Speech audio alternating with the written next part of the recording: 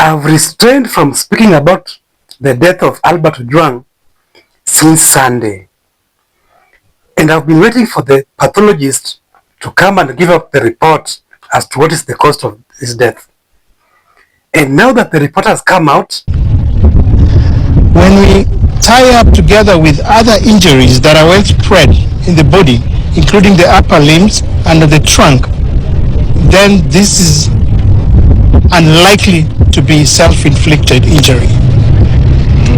It's no longer an allegation, but it has now been ascertained that he was actually killed, and brutally for that matter. Albert Ojwang was arrested in his father's compound in Homa Bay. And instead of being taken to the nearest police station or the nearest DCI, he was ferried all the way to Nairobi.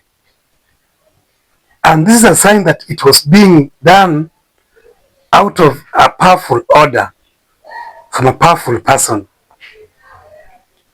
And even now it has come out, the reason as to why he was being arrested has come out. And the IG himself was addressing press conference, and he gave out his deputy as the one who had reported about his name being tarnished, and now they were doing investigations. And that is how Ojwang was arrested, as having posted something on the social media. And what he was posting on social media was something that already was in the public domain, because a media station had already printed and sold newspapers talking about the same story that Ojwang had shared in his social media account. And this is how the IG spoke. Let me put it this way. The reasons as to why the late Ojwang was arrested, together with a few others, is because there was a complaint that had been launched by the DIG KPS about his name being tarnished. So it is on that basis that investigations were actually being carried out, because he also have got a right to be protected by the same law. So ordinarily, if it was just a normal arrest, he could have been taken to the nearest police station around there. But he had to be ferried all the way to Nairobi, because clearly there was a special order for him to be brought that far. If you have watched this video up to this point, I want to make a special passionate appeal to you.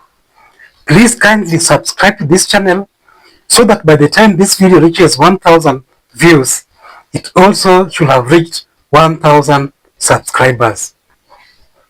We beg you, we are on the road to 1,000 subscribers, which is very crucial. Be part of the road.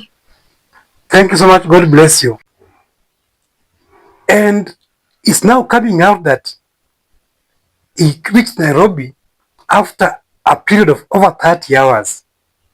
And as we know, from Homa Bay to Nairobi, that should not take more than 8 hours. You know? So where was he between all this period of 30 hours? Now, even at the police station where he was now found dead, or booked, Central Police Station, he arrived. We want to see the footage of him coming in, because it's coming out that when he was coming in, he was already bleeding very furiously, and even the OCS in that station refused to book him. Actually, the OCS at the Central Police, who is being called Benjamin Talam, refused to book Ojwang to the police station since he was bleeding heavily. He said that the man needed medical attention first.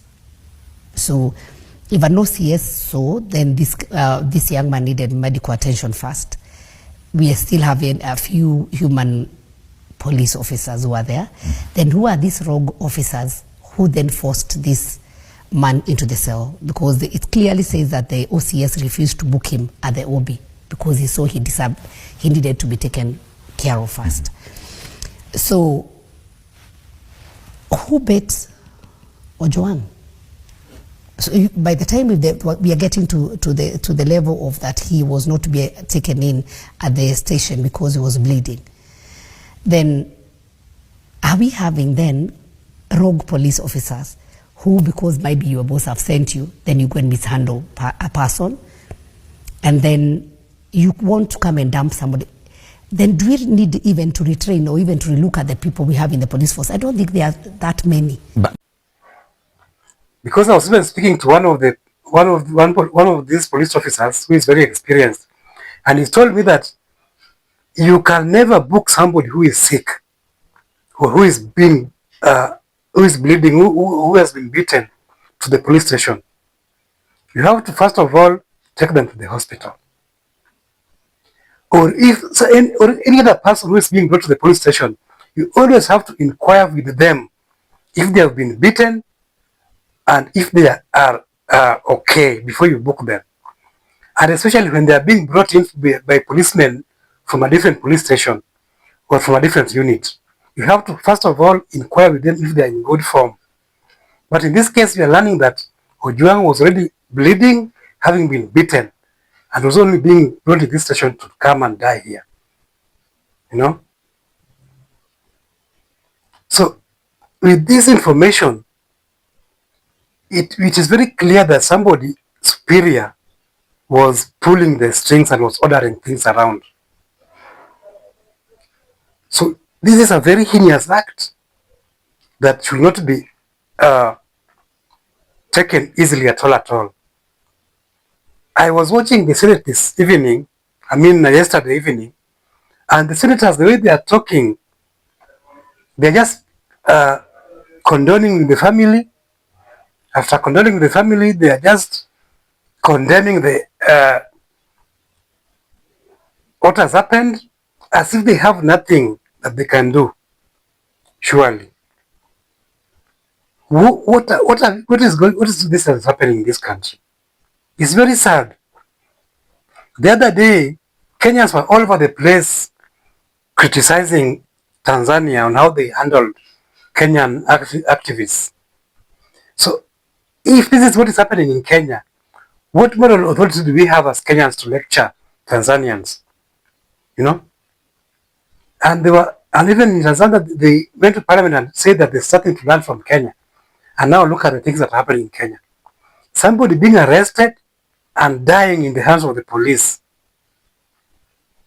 It is very sad, and we want to ask whoever is supposed to act, because for us, we know the government is government, and the buck stops with the president. We know maybe they can say that the IG is, the police department is independent, but no, who appoints the IG? It's still the president. So the buck still stops with the president.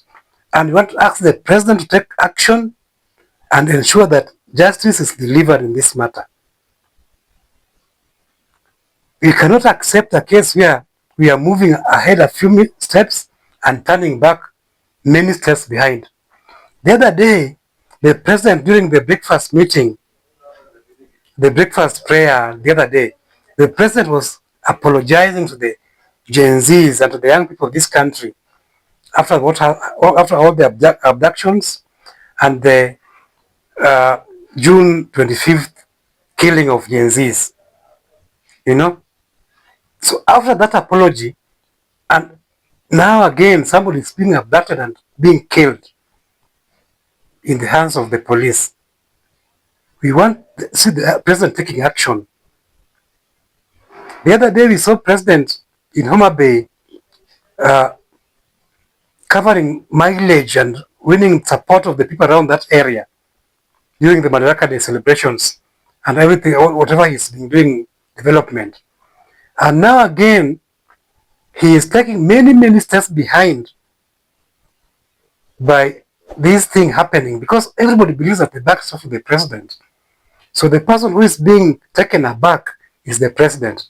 And that's why we are asking the president to take action and ensure that heads start to roll. The Senate and the Parliament are not able to do anything. Because if you hear them debate, it's just about condemning and condoling the family. You know? I want to take this opportunity to ask the president to take action and ensure that justice is happening in this country. To the family of this family, Albert Ojwang, who is the only son of that house, you know.